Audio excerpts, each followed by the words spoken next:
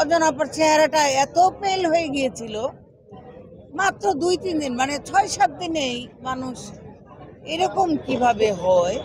আর এইটাই যেটা শুনেছিলাম যে ওনাকে 4 দিন স্টক করাবো না, আমার চেহারার মধ্যে একটা পেল চলে এসছে না, আমি এরকম কোনো কিছুই না। ব্রেন স্ট্রোকের পরে সঙ্গে সঙ্গে নিয়ে যেতে হয়। অঞ্জনাপার আমার থেকে বড়, যেহেতু ওনারা আমার অনেক সিনিয়র। ব্রেন স্ট্রোকের পরে সঙ্গে সঙ্গে নিয়ে যেতে হয়। আমার মাও ব্রেন স্ট্রোক করছিল, আমার আম্মাকে আমরা তো সঙ্গে সঙ্গে হাসপাতালে নিয়ে গেছি। তারপরে কিন্তু এই যে ব্রেনের একটা এইজের সময় তো ব্রেনের ধরেন আমার এখন যে বয়স, অঞ্জনাপার আমার থেকে বড়, যেহেতু ওনারা আমার অনেক সিনিয়র।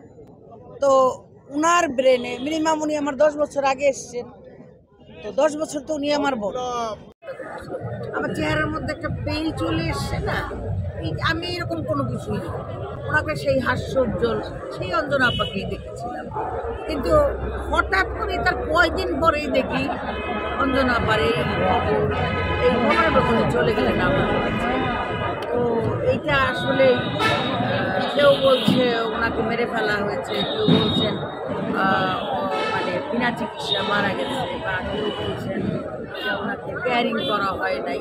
যদি এগুলো সত্যি হয়ে থাকে তাহলে অবশ্যই আমি একজন আমার অগ্রজ ছিলেন, আমি ওনার জুনিয়র একজন আর্টিস্ট হিসাবে আমি অবশ্যই চাইব যে ওনার এটার একটা সুস্থ তদন্ত হোক, সত্যি সত্যি একটা যদি দোষী কেউ থেকে থাকে তাহলে তার বিচার হোক, আর যদি দোষী কেউ না থেকে তাহলে তার বিচারের কোনো অপশন থাকবে না।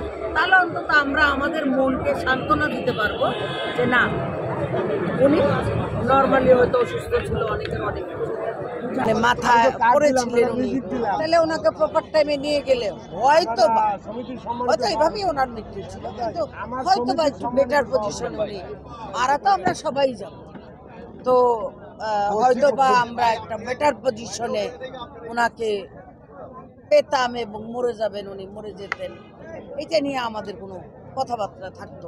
মিরাজের বুকে জড়ায় অনেক অন্তত 10 মিনিট এই আমরা ছোটরা, আমাদের জুনিয়র যারা আমরা তারা তো এই জিনিসটা মানে আমরা যেদিন আমাদের ছবি হুরমতির আপনারা দিয়েছি, আমরা হুরমতির প্রেস করলাম, সেদিন কয় তারিখ ছিল?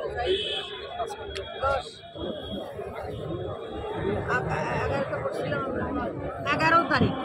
তো তখন কিন্তু অঞ্জনাপার সাথে আমার দেখা হয়েছিল, আমাকে অনেক শুভেচ্ছা জানালো, অনেক জড়ায় দিল, ওনার সঙ্গে আমার